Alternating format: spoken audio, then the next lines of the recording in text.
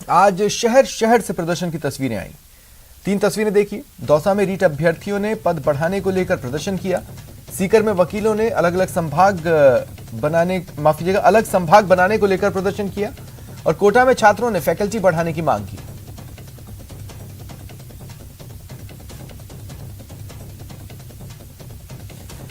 विस्तार से जान लीजिए। रीट के पद बढ़ाने को लेकर दौसा में अभ्यर्थियों ने कलेक्ट्रेट पर प्रदर्शन किया। अभ्यर्थियों ने सीएम के नाम कलेक्टर को ज्ञापन सौंपा। इनका कहना है प्रदेश सरकार ने 3 साल पहले 31,000 शिक्षकों की भर्ती निकाली थी और उसके बाद सभी कैटेगरी के अभ्यर्थियों को रीट एग्जाम में शामिल कर लिया। शिक्षक भर्ती के पदों को नहीं बढ़ाया। पहले भी 31,000 थे और 3 साल बाद भी 31,000 ही है, जबकि इसमें रिकॉर्डधारी 26 लाख युवाओं ने भाग लिया है और बेरोजगारी इतनी है कि 26 लाख युवाओं ने भाग लिया है। तो मैं चाहता हूं कि 31,000 से बढ़ाकर इसको 50,000 करे। राजस्थान सरकार से हम लगातार गुहार लगा रहे हैं। रीट के पद 3 साल पहले भी 31,000 ही थे और अभी भी 31,000 है। इनको बढ़ाकर 50,000 किया जाए। इसके लिए आज इसके लिए आज हम यहाँ दौसा कलेक्ट्रेट में आए हुए हैं ज्ञापन देने। सीकर में आज वकील सड़क पर उतरे, मार्च किया। शेखावाटी के तीनों जिलों के अलग से संभाग बनाने की मांग को लेकर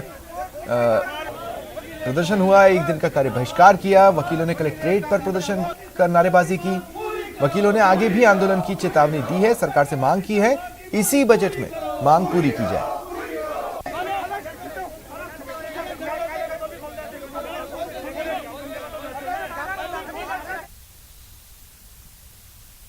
कोटा संभाग के सबसे बड़े महाविद्यालय राजकीय महाविद्यालय में छात्रों का प्रदर्शन दिखा। जियोलॉजी, अंग्रेजी और फिजिकल एजुकेशन के लिए एक भी सदस्य नहीं है। वहीं कई विषय ऐसे हैं जिनमें आवंटित सीटों से कम सदस्य हैं। छात्रों ने इसी मांग को लेकर महाविद्यालय में प्रदर्शन किया।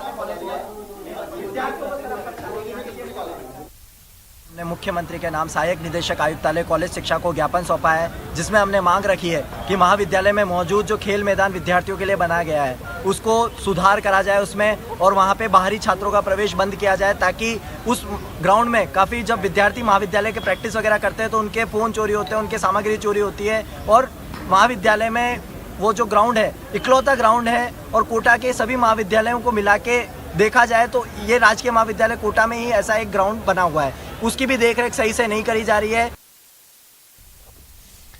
दूसरे दिन भी आईटी की रेड जारी है। इलेक्ट्रॉनिक होटल कारोबारियों पर रेड हुई है। बड़े पैमाने पर कैश, ज्वेलरी मिली है। कारोबारियों के दुबई कनेक्शन का भी खुलासा हुआ है। 51 ठिकानों पर आईटी टीम ने छापे मारे हैं। जयपुर में 25, मुंबई में 8 जगहों पर रेड हुई है। हरिद्वार के ठिकानों पर भी छापे चल रहे हैं। दूसरे कारोबारी ग्रुप का मनी लॉन्ड्रिंग का कारोबार, बड़ी संख्या में डिजिटल दस्तावेज जब्त हुए, बेनामी संपत्ति, शेयर बाजार में निवेश का खुलासा हुआ है। कई फर्जी फर्मों के दस्तावेज भी मिले।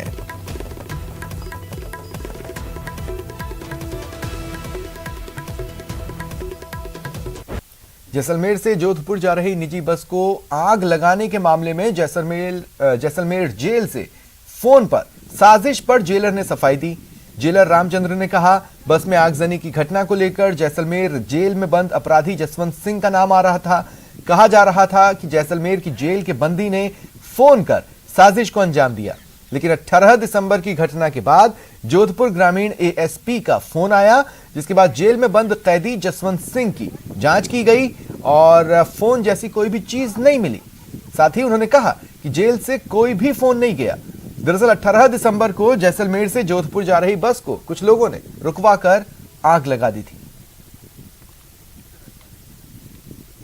थाना क्षेत्र में 18 दिसंबर को जो बस जलाई गई है उसका इस जेल से कोई लेना देना नहीं है। इस जेल में निरुद्ध हार्डकोर बंदी जसवंत सिंह का नाम उछाला जा रहा है कि उस घटना में इसका हाथ है, लेकिन हमने इस बंदी की सघन तलाशी ली। इसके पास कोई निश्चित सामग्री ऐसी बरामद नहीं हुई जिससे इस प्रकार की घटना को कारित किया जा सके। बात करते हैं पोखरण में लुटेरी दुल्हन के आतंक की। भड़ियाना में एक दुल्हन शादी के बाद ससुराल वालों को झांसा दे 6 लाख रुपए और 6 लाख के गहने लेकर फरार हो गई। पीड़ित परिवार ने पुलिस में शिकायत दर्ज करवाई है। सीईओ ने हर संभव मदद का भरोसा भी दिया है। पीड़ित परिवार का कहना है वो सब बिचखौलियों के झांसे में फंस गए थे।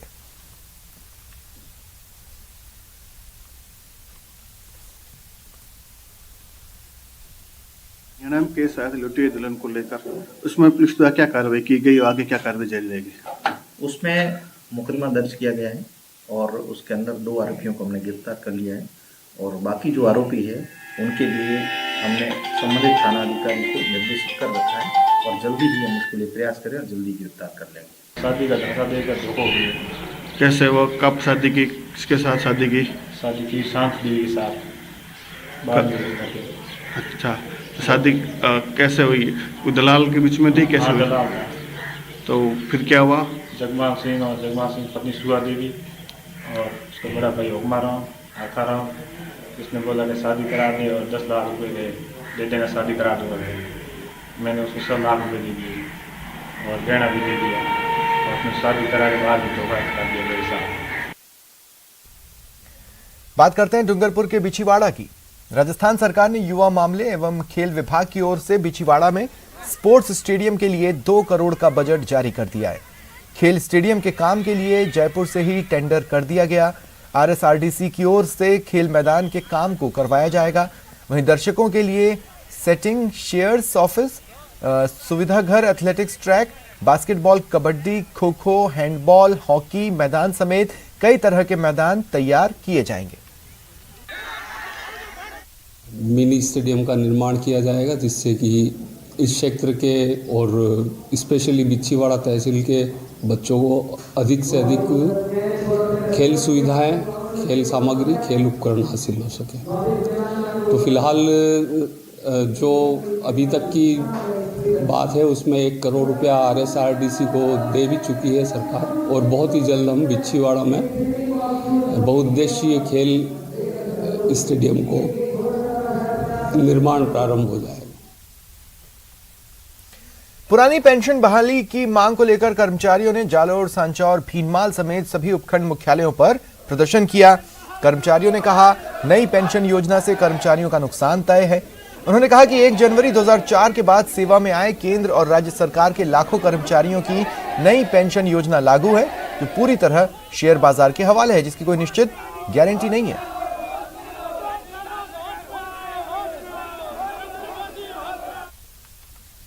कर्मचारी संघ की ओर से जो है विभिन्न जगहों पर धरना प्रदर्शन किया जा रहा है। उनकी मांग है कि पुरानी पेंशन नीति को लागू की जाए। इसको लेकर प्रदेश भर में लगातार जो है इन संगठनों की ओर से मांग की गई थी, लेकिन उसकी ओर सरकार की ओर से कोई ध्यान नहीं गया था। ऐसे में मजबूरन ये संगठन है अब विरोध प्रदर्शन पे उतर हो चुके हैं। हमारी कई वर्षों से मांग चल रही है। NPO अधिसूचना 2003 में लागू हुई थी और 1 अप्रैल 2004 से इसमें सारे कर्मचारी कवर्ड है और इसमें ये शेयर मार्केट में हमारा 10% कर्मचारी का हिस्सा और 10% सरकारी अंशदान आता है और वो सीधा शेयर मार्केट में जा रहा है, जो कर्मचारी की बिना सहमति जा रहा है। हम उसमें कुछ फेरबदल नहीं कर सकते हैं। हमारे NMOPS फेडरेशन के तहत देश भर में बहुत बड़े आंदोलन का आज आगाज हो गया है। 22 दिसंबर 2021 को देश भर के सब उपखंड मुख्यालयों पर भारत सरकार और राजस्थान सरकार का ओल्ड पेंशन स्कीम की ओर से ध्यानाकर्षण के लिए चेतावनी का ये कार्यक्रम है और आने वाले समय में 1 तारीख को हम कैंडल मार्च निकालेंगे सभी उपखंड मुख्यालयों पर और आने वाले समय में हम सभी ब्लॉक मुख्यालय, जिला मुख्यालयों और जयपुर और भारत की राजधानी में बहुत बड़ी रैली करेंगे। आज कर्मचारी ठगा सा महसूस कर रहा है एक पेंशन के नाम पर और बुढ़ापे की जो सहारा है वो केवल नाम मात्र का पेंशन मिलता है। आज कर्मचारियों के जो मान लो निवेश राशि की जा रही है वो बुढ़ापे के अंदर निवेश राशि का बिल्कुल संक्षिप्त 1000 या 1200 रुपए का मिलता है। अभी हमारे बीच में कई सेवानिवृत्त साथी बैठे हैं जिन्होंने 1000 या 1200 रुपए का अल्प मानदेय अल्प पेंशन मिलता है। वो हमारे साथ एक बहुत बड़ा धोखा है, सलावा है। हम सरकार से चाहते हैं कि एक पुरानी पेंशन की तरह ये नए पेंशन बंद करके और आम कर्मचारियों को पुरानी पेंशन की राशि दी जाए, ये हमारी प्रमुख मांग है। श्याम बिश्नोई, न्यूज 18 जालोर। राजसमंद पशु चिकित्सालय के मुद्दे ने राजनीतिक रंग लिया है। ट्रांसफर आदेश के खिलाफ बीजेपी ने प्रशासन को 7 दिन का अल्टीमेटम दिया।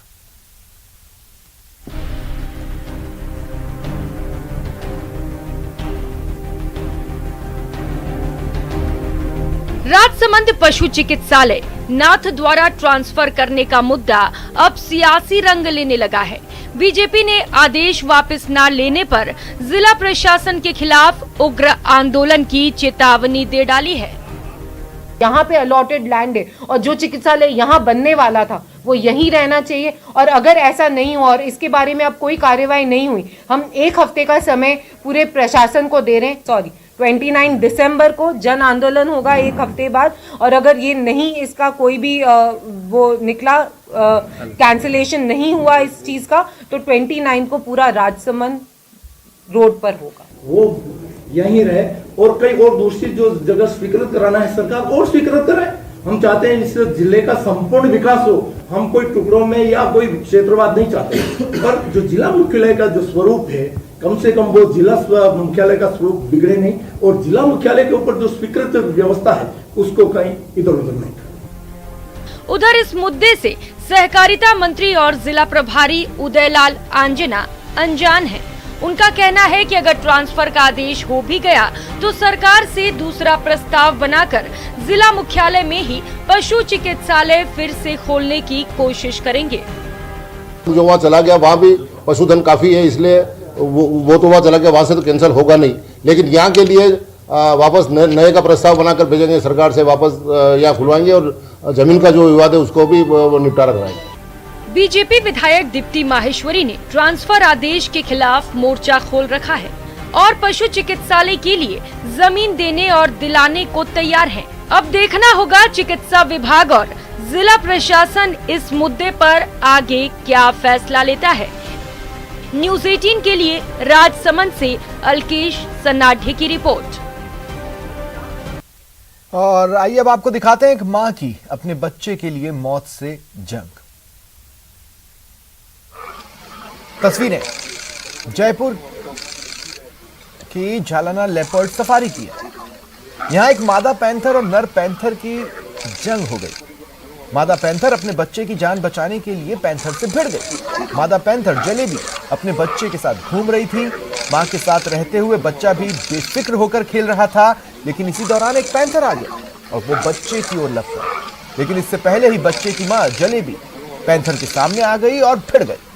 मां की हिम्मत के आगे पैंथर हार गया और वहां से जान बचाकर भाग निकला। पैंथर मां की इस बहादुरी को वहां मौजूद पर्यटकों ने अपने मोबाइल में कैद किया।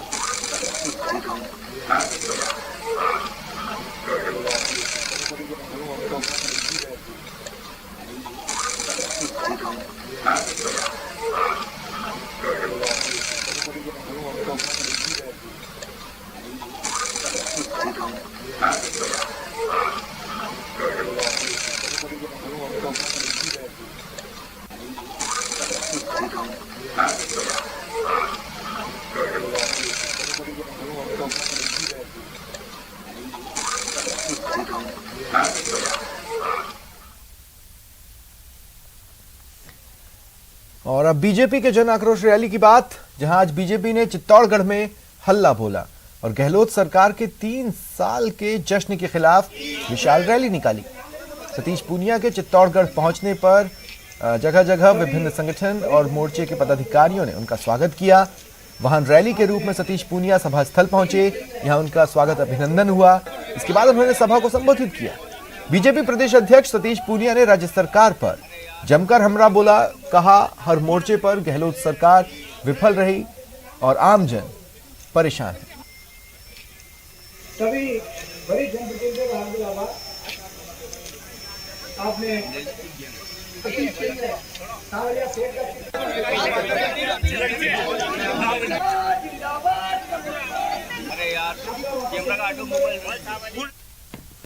ऐसा आविष्कार नहीं करते जैसा राहुल गांधी जी ने किया। मैंने दुनिया में नहीं देखा, बोले 1 से 10 तक गिनती गिनूंगा और किसानों का कर्जा माफ हो जाएगा।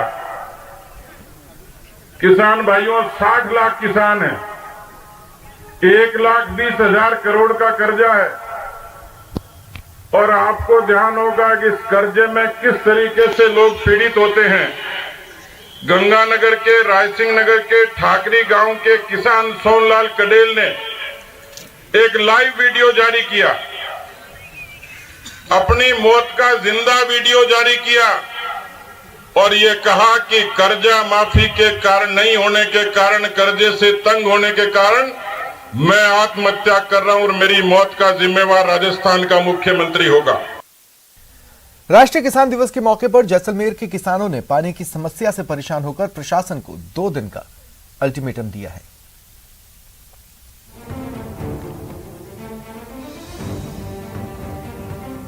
किसान दिवस पर किसान महापड़ाव। को क्रांति की जरूरत है, इन लोगों को क्रांति की जरूरत है, तो कम्युनिस्ट आएंगे और पकड़ने मुश्किल हो जाएंगे। एक नहीं होगा वो 1.25 लाख होगा, एक मरता डरेगा नहीं। 25 दिसंबर तक का अल्टीमेटम। जैसलमेर के किसान आज लगातार तीसरे दिन महापड़ाव में रात और कड़ाके की सर्दी में यहाँ जीरो हेड पे बिता रहे हैं। अगर हमारा पानी तुरंत प्रभाव से 1 और 2 दिन में नहीं आया तो जो कुछ होगा वो प्रशासन की जिम्मेवारी होगी। कड़कती ठंड के बावजूद जैसलमेर के मोहनगढ़ में किसान पानी की मांग को लेकर धरने पर बैठे हैं। जब धैर्य जवाब दे गया तो प्रशासन को अल्टीमेटम दे रहे हैं। वे दिन और रात इंदिरा गांधी नहर के जीरो हेड पर बिता रहे हैं। 2 बार जिला प्रशासन के आश्वासन पर किसानों ने धरना समाप्त भी किया, लेकिन किसानों के मुताबिक उनकी मांग पूरी नहीं हुई। हमारी मांग तो यही है जिला प्रशासन और सरकार से और नहरी प्रशासन से, हमें जल्द से जल्द हमारी जो मांग के अनुसार, हमारा रीति के अनुसार जो हमें पानी हमारा है वो हमें जल्दी से दिया जाए। अन्यथा 25 तारीख तक हमारा पानी नहीं मिलता है तो 25 तारीख को हम उग्र आंदोलन करेंगे।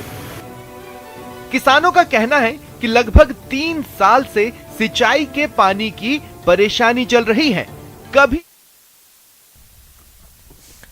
बड़ी खबर है, बाड़मेर में न्यूज 18 की खबर का बड़ा असर हुआ है। दरअसल बाड़मेर में आरटीआई कार्यकर्ता पर हमला हुआ था। यह खबर हमने प्रमुखता से दिखाई, बार बार दिखाई, जिसके बाद अब इस मामले में एक्शन दिखा है। 4 आरोपी हिरासत में लिए गए हैं। फिलहाल पुलिस इन सभी से पूछताछ कर रही है। न्यूज 18 ने प्रमुखता से यह खबर चलाई थी। बाड़मेर में एक आरटीआई कार्यकर्ता पर हमले की बड़ा असर हुआ है। 4 आरोपी गिरफ्तार हुए हैं, सभी से पूछताछ जारी है।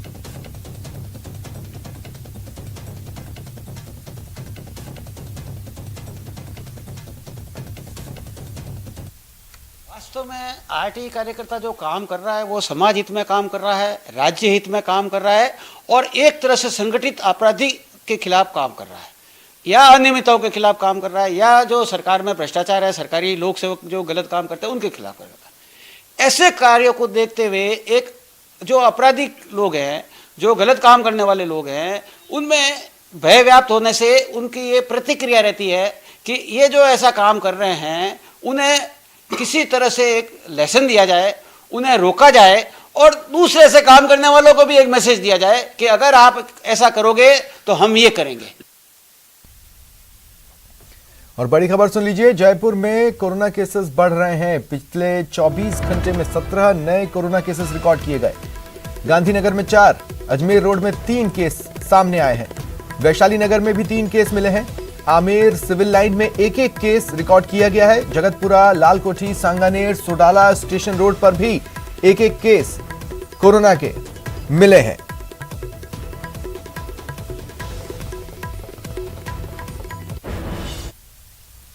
फिलहाल इतना ही, नमस्कार।